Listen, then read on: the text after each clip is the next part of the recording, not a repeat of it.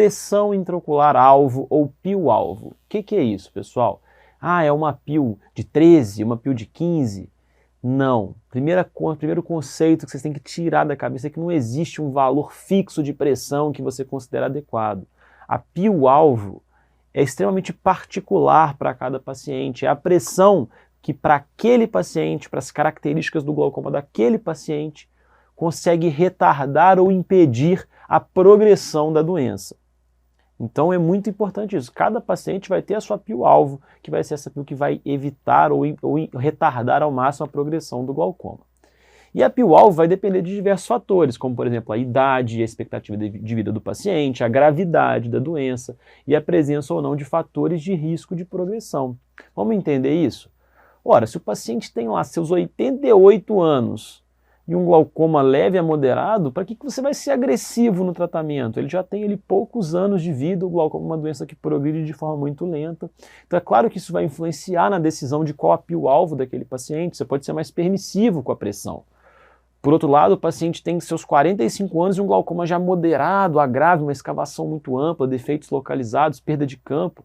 É claro que você vai ter que ser muito mais agressivo no tratamento e vai querer deixar essa PIO-alvo mais baixa. A presença de fatores de risco de progressão também são muito relevantes. Então, se o paciente é de repente da raça negra, que é uma raça que tem maior incidência de cegueira por glaucoma de ângulo aberto, ou se não, se o paciente tem ali um glaucoma de ângulo fechado, né, ali é um asiático, um glaucoma de ângulo fechado grave, você pode ter que deixar essa PIO-alvo um pouco mais baixa. A presença de hemorragia de disco, a gente sabe que é um fator de risco de progressão. Se você vê uma hemorragia de disco, você vai ter que abaixar a PIO-alvo do paciente. Pacientes com córneas finas tem um maior risco de progressão, além da córnea fina subestimar um pouco a medida da pressão, ela também é um fator de risco de progressão. E se o paciente tem uma história familiar de cegueira por glaucoma, ele é um paciente de risco também, você vai ter que abaixar mais a PIO-alvo.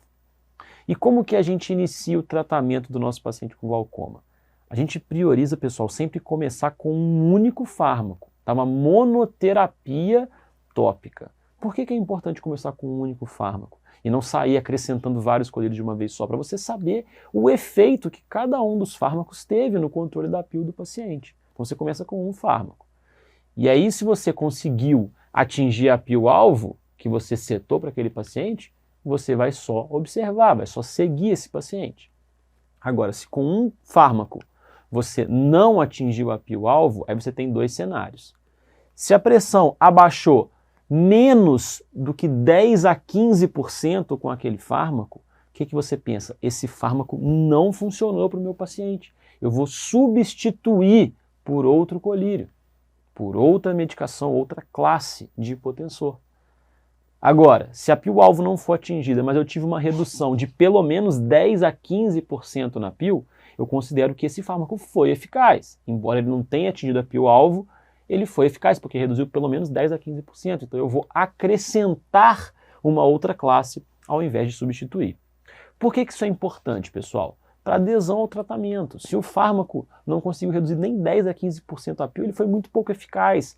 Aí você acrescentar um outro colírio vai diminuir a adesão do paciente.